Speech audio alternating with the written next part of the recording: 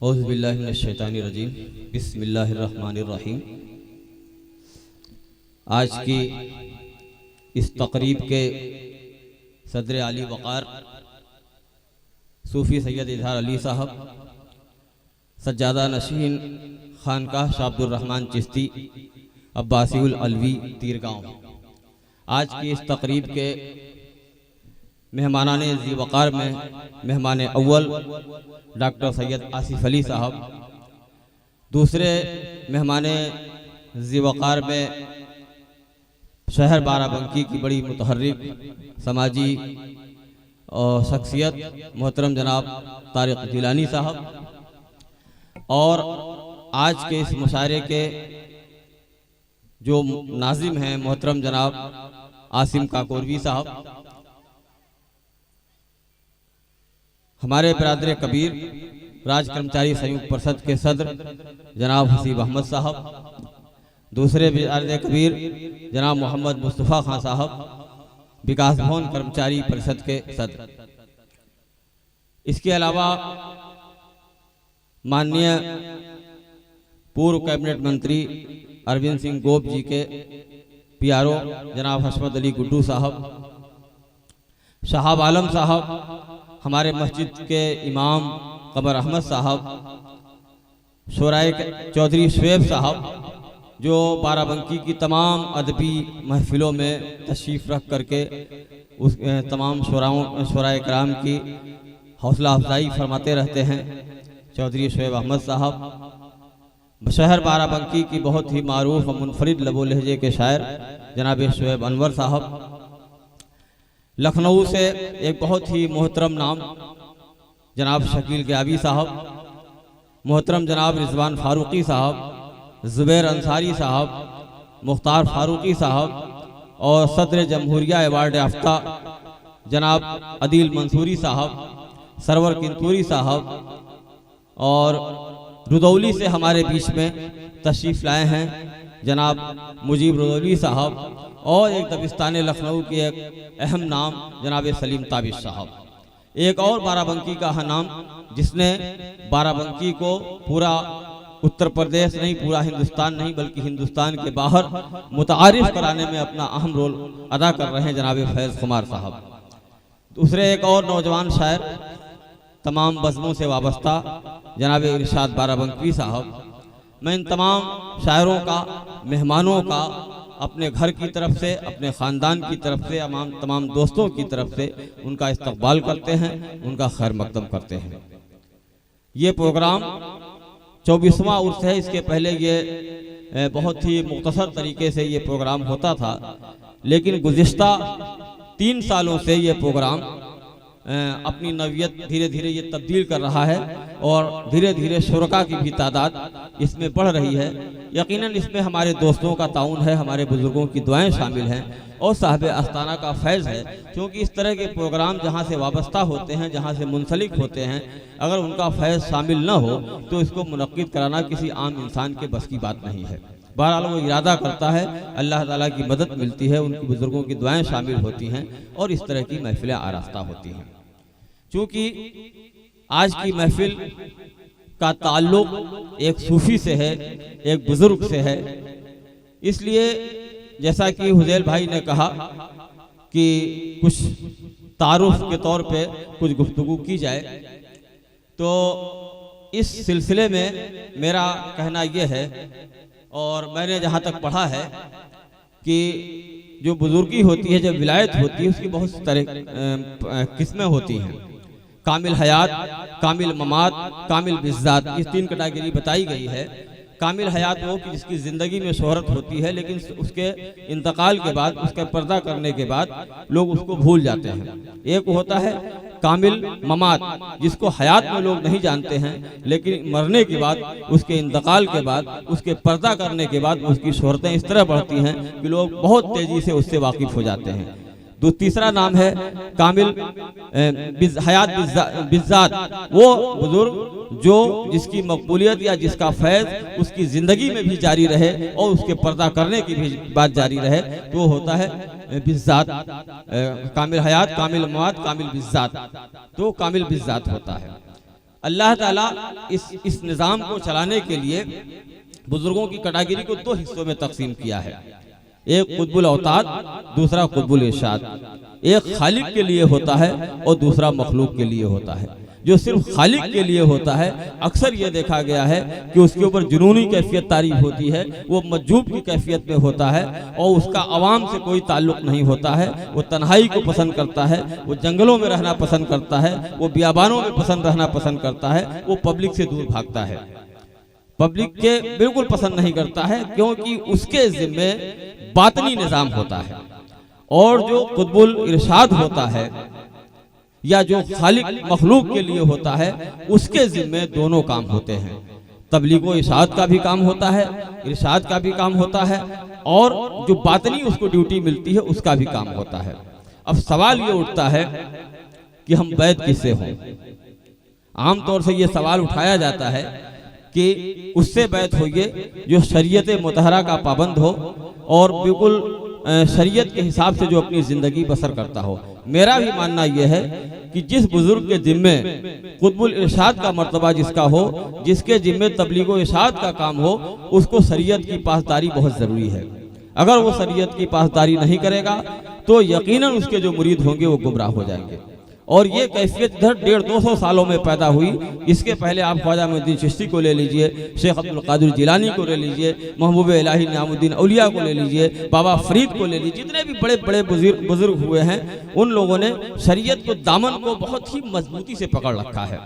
हम ये समझते हैं, बहुत ही तल्ख और कड़वी बात मैं कहने जा रहा हूँ, कि लोग फल की उम्मीद करते हैं लेकिन शजर लगाना पसंद नहीं करते हैं। शरीयत जो है एक दरख्त है, तरीक़त उसकी शाखें हैं, और इसी तरह से मार्फत या मार्फत जो है उसका फल है, उसका फूल समझ लीजिए या उसकी पत्तियां समझ लीजिए, और जो हकीकत है उसका फल है।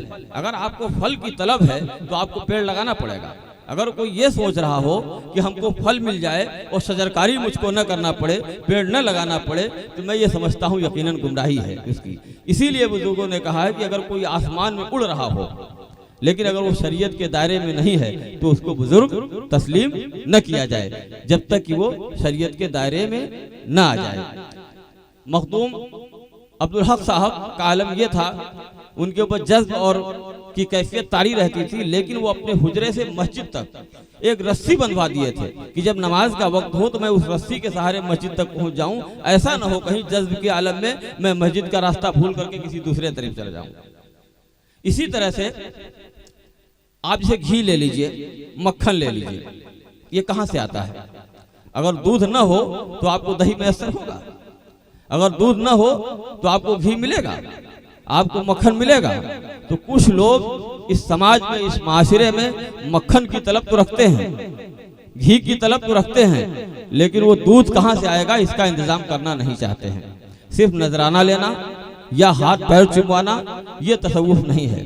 तसव्वुफ का दायरा बहुत वसी है, इतना वसी है कि अगर मुख्तसर ये कहा जाए या हिंदुस्तान का जो हमारा संविधान है उसकी रोशनी में अगर तसव्वुफ की तारीफ की जाए तो इसका मतलब होता है जियो और जीने दो।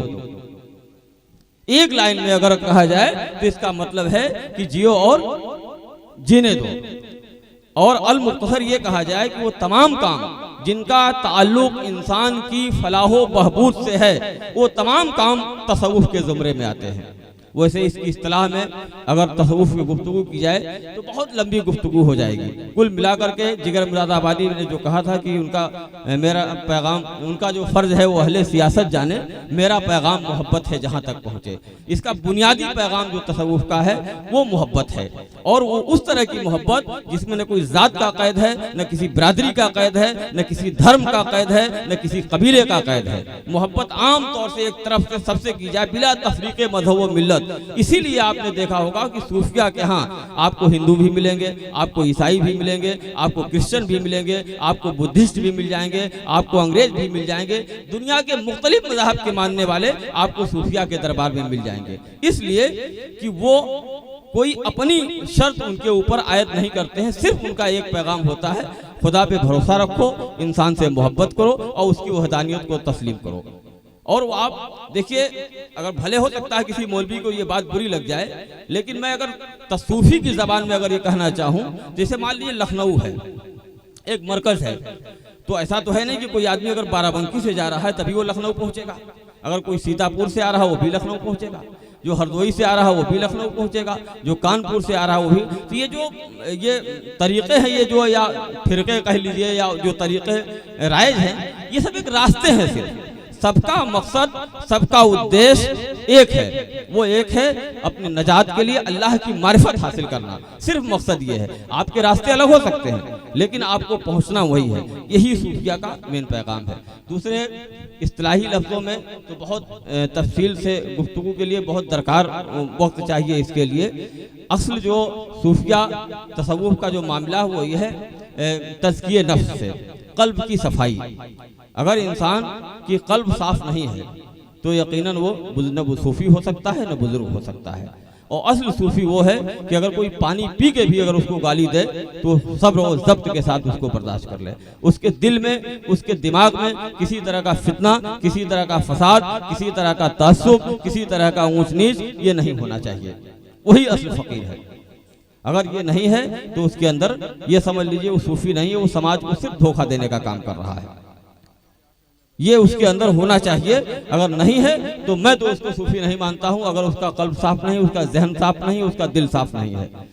ये पहली मंजिल है, पहली शर्त है कि उसका जहन और दिल साफ होना चाहिए। और ये आप यकीन मानिए कि जो इस हकीकत को जान लेता है, जो इसको पहचान लेता है, उसके दिमाग में सिर्फ इंसान इंसान होता है। न कोई हिंदू होता है, न कोई मुसलमान होता है, न कोई सैयद होता है, न कोई मुगल होता है, न कोई किदवाई होता है, कुछ नहीं होता है। सिर्फ उसकी निगाह में इंसान इंसान होता है। वो इंसान को तक़वे की बुनियाद पे परखता है, वो इंसान को किरदार की बुनियाद पे पहुँचता है, परखता है। वो इंसान को ज़ात और बिरादरी की बुनियाद पे नहीं परखता है। दुनिया में बहुत से तरीके आए। एक बार सैयद वारिस अली शाह रहमतुल्लाह अलैह से किसी ने पूछा कि आपका सज्जादा नशीन कौन है, तो कहीं वारिस का कौन वारिस?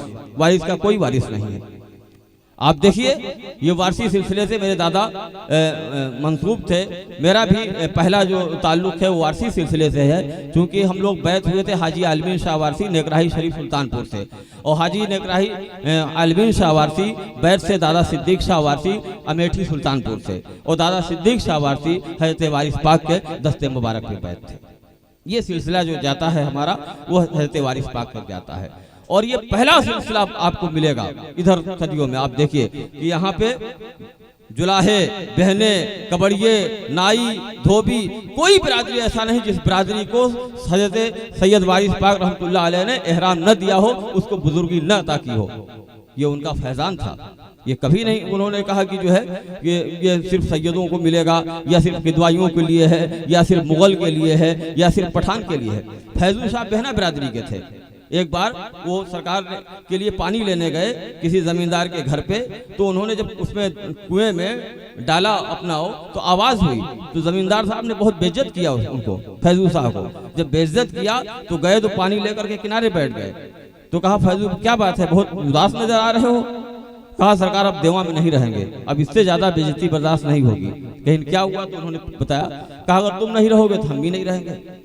कहीं उन्होंने बहुत जात लेकर के बहना करके पता नहीं क्या क्या कह करके उल्टा सीधा कहा तो मेरा ये मोहब्बत की मेराज है। कहा मेरा फैजू बहना तो मैं बहना, और कहा मैं सैयद तो मेरा फैजू सैयद। ये मोहब्बत है, ये इश्क है। जब तक ये कैफियत आपके अंदर पैदा नहीं होगी तब तक आप तसव्वुफ का हक अदा नहीं कर सकते हैं। बहुत तफसील से जाने में बहुत लंबी गुफ्तगू हो जाएगी। सिर्फ तसव्वुफ का जो तय है उसके रमज को मैं अपनी बात वजाहत करके अपनी बात को खत्म करूंगा। तसव्वुफ में का जो तय है ये चार तरफ इशारा करता है। एक तो तौबा, पहली जो इशारा करता है जो मजहर है वो तौबा का है। फिर तर्क का है, तर्क का मतलब दुनिया से तर्क, दुनिया के लवाजिमात से ये अपने को अलग करना। उसके बाद तवक्कल, तौबा, तर्क, तवक्कल और ताल्लुक। मैं समझता हूं कि जो ते के ये चार मफहूम निकलते हैं, अगर इंसान इसी पे अमल कर ले तो उसकी जिंदगी कामयाब हो जाएगी।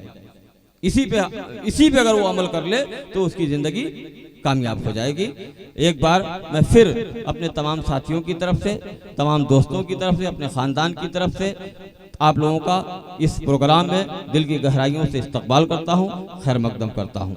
सूफी साहब बहुत अच्छी, बहुत लतीफ़ गुफ्तगू करते हैं। यकीनन जब वो गुफ्तगू करते हैं तो उसमें कोई न कोई ऐसा गोशवा जरूर छोड़ जाते हैं जो हमारे दिमाग पे आकर के एक ठोकर देता है और सोचने पे मजबूर करता है कि हाँ, क्या इस एंगल से भी इसको सोचा जा सकता है।